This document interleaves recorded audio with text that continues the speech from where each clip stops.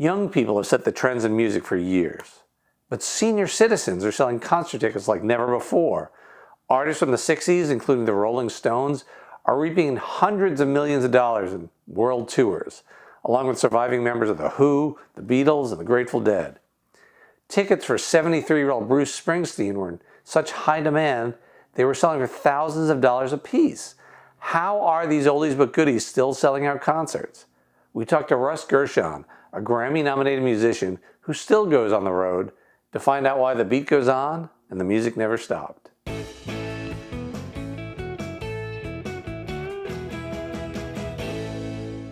Hey, it's Jeff Hoyt, editor-in-chief of SeniorLiving.Org, and today I have the pleasure of speaking with Russ Gershon. Russ is a multi-instrumentalist musician, also composer, Grammy-nominated arranger, an MIT lecturer, and an enthusiastic member of many different bands. Welcome, Russ. Thanks for having me. Well, thanks for taking the time. I want to talk about what I like to call oldies but goodies. You got all these musicians out there, rockers. Springsteen tickets were so hard to get. He's in his 70s. Willie Nelson's got his 90th birthday party coming up, and that's like an impossible ticket to get here in LA. Rolling Stones were out touring the last couple of years. They're in their 70s. Some of the original members aren't even with us anymore. And they were like the top grossing tours. So what is it that makes these old rockers still so popular today? Reliability. We've known their songs for 50, 40, 50, 60 years. They're all known for putting on good shows. It's a reliable product. People, they want to get bang for their buck, and they get it from those guys. Do you think it's just the people who've seen them before come to see them again, or are they like generating new audiences? I think it's some of each. I think probably people have been seeing them. Some people, let's say in our age bracket, have been seeing them for a long time. Some people say to themselves, gosh, I've never seen Paul McCartney. This might be the last chance. That's what last summer, that was me. Paul McCartney came through. I'd never seen him before. He was at Fenway. I heard he did 2 nights. The first night had great reviews. And so I said, I'm going the second night. So as a consumer, I was just like, I know Paul McCartney's going to put on a good show. I've never been in the same venue with any Beatles before, so there's got to be a lot of that, like last chance.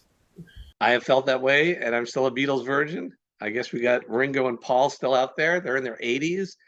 So you've explained why the audience keeps coming, but why are the musicians still out there? You've lived through the rigors of the road. I'm sure Paul and Ringo travel at a different level than you do, perhaps, when they're on tour. But it's like they could be home playing with their grandkids or home counting their money. Why are they out there filling stadiums? Well, there's no feeling that you get like being on stage and performing to a crowd that's digging what you're doing. There's just nothing like it. And these guys have experienced that on a level like we can only imagine. And if you can keep getting that feeling, I say take it, Nothing can replace it.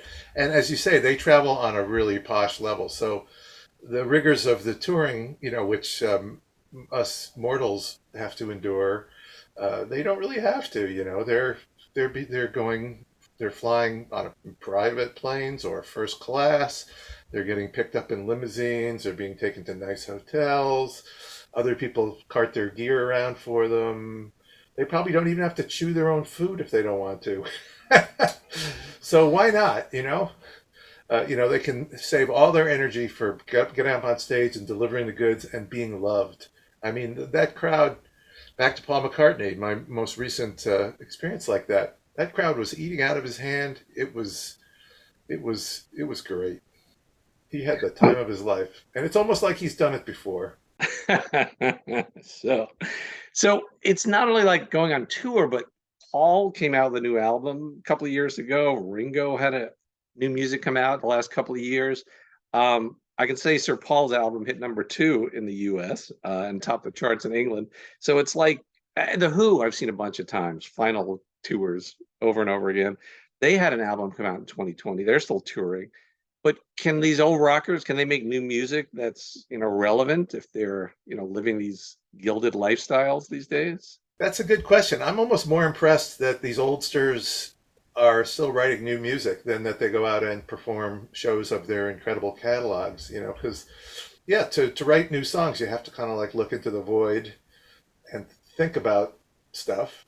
Think if you, and be convinced that you have something relevant to say about it. And I don't know. To tell you the truth, I haven't really listened carefully to either the newish Who record or Sir Paul's record. I guess it's probably Sir Pete by now too, and Sir Roger. They're all knighted.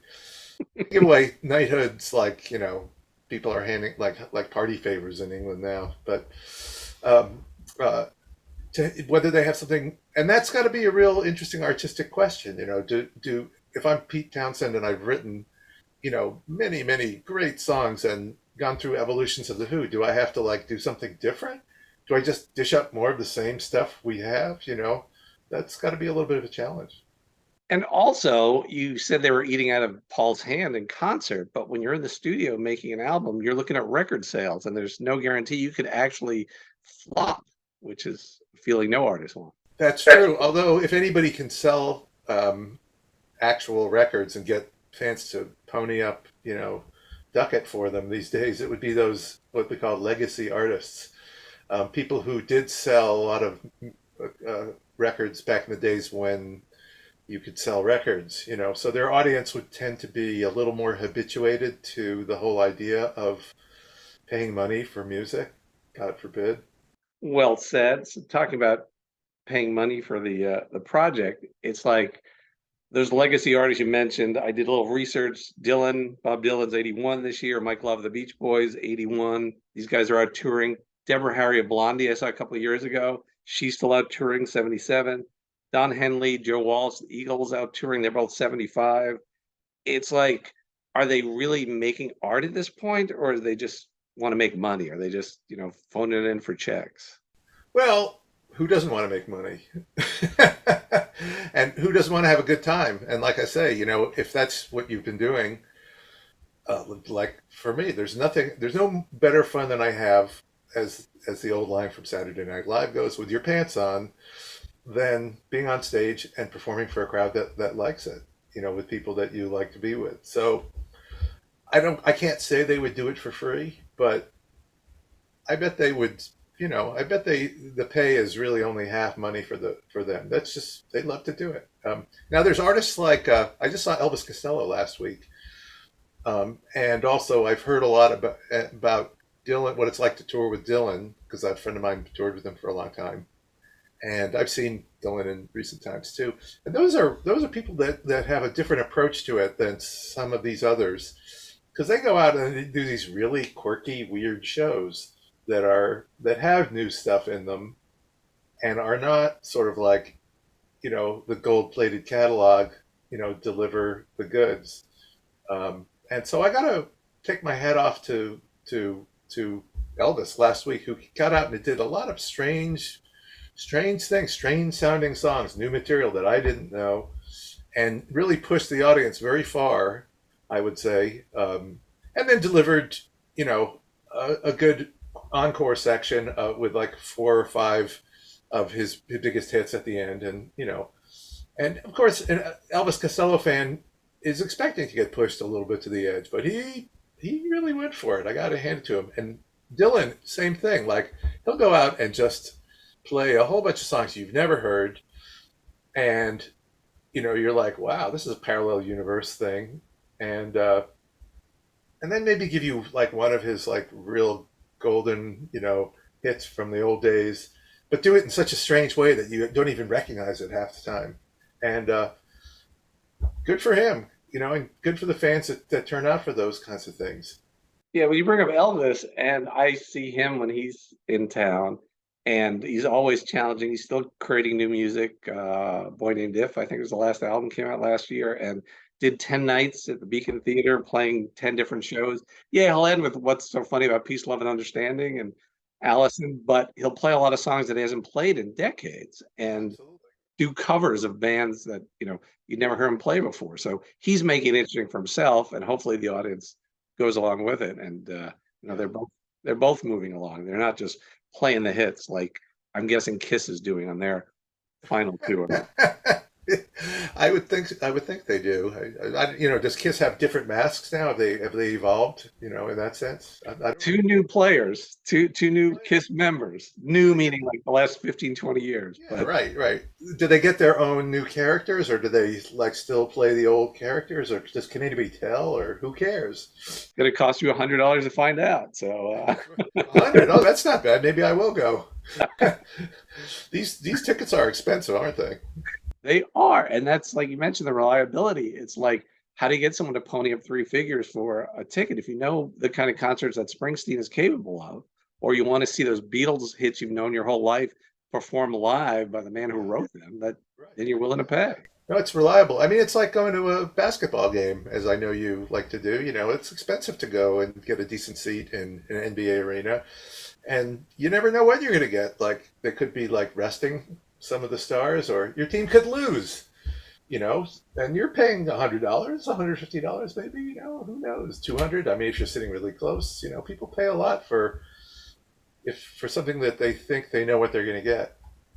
It's like you read my mind, because I always say when I go to a concert, I know I'm spending a lot of money, but I'm going to have a good time. To spend hundreds to watch your favorite team lose, that hurts. Right, right. And either way, you're paying like $14 for a draft beer. So Playing off a recent slump, it's not all gold for the old rockers. It's Ozzy Osbourne is now 75, and he made a big announcement that he was going to stop touring finally, oh, at okay.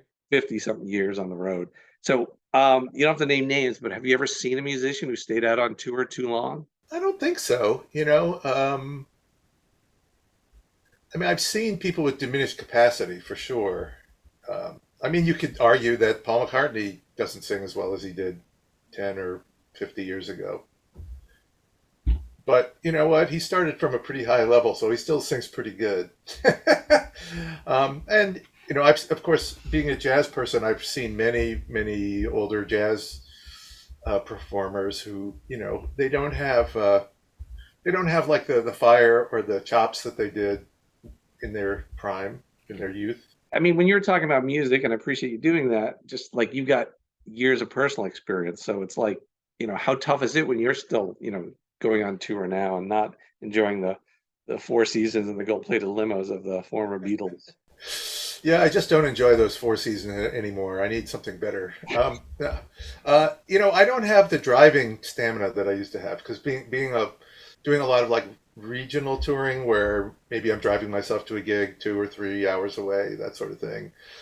New England stuff. I don't have like I used to have. I used to not mind like getting up and driving 3 hours, doing a gig for whatever, doing that whole thing, and then driving back for 3 hours. I was so now I'm like, oh God, I'm gonna have to take a nap halfway out, and I'm gonna have to pull over to the gas station on the way out and on the way back.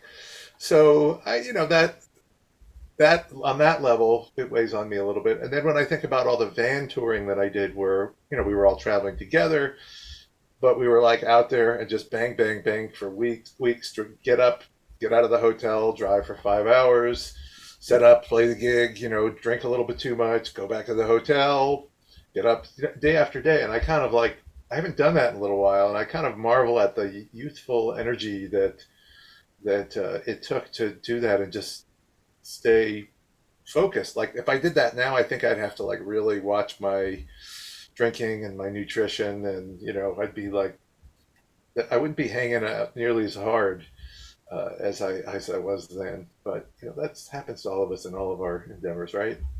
Oh, absolutely. That's why I like to take my nutritionist with me when I go on the road. What does he play?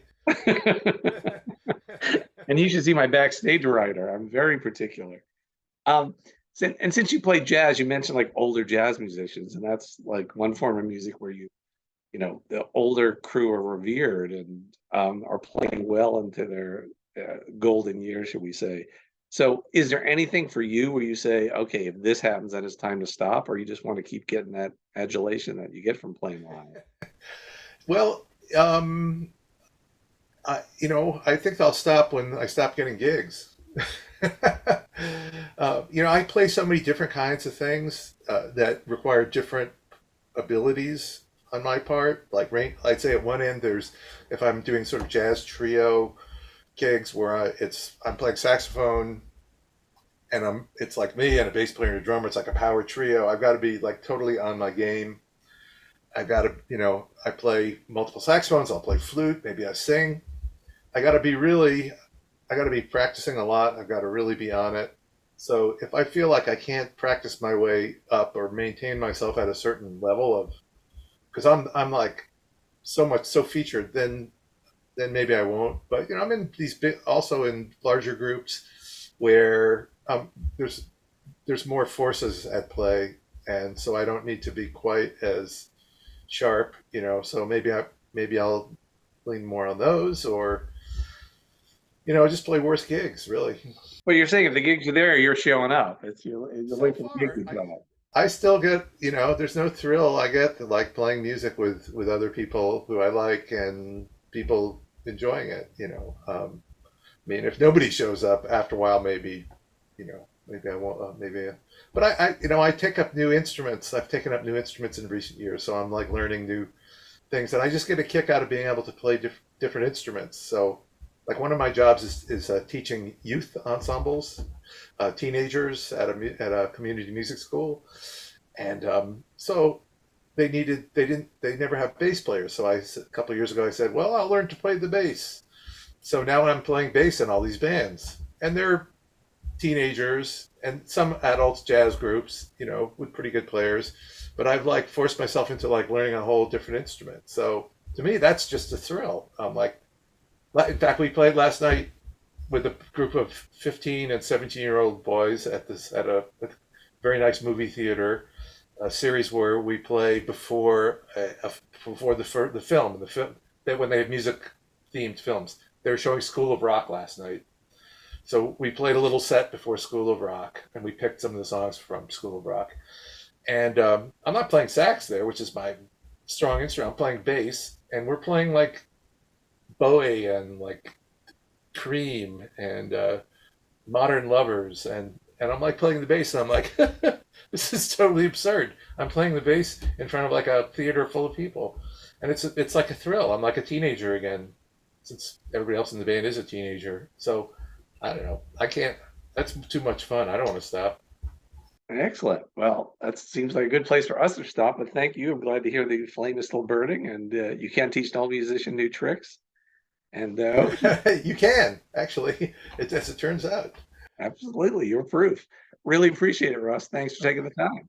Sure thing, everybody, and don't forget, all of you people of our age, don't forget to get enough sleep and keep your nutrition up. Go for a walk every day. As my chiropractor tells me.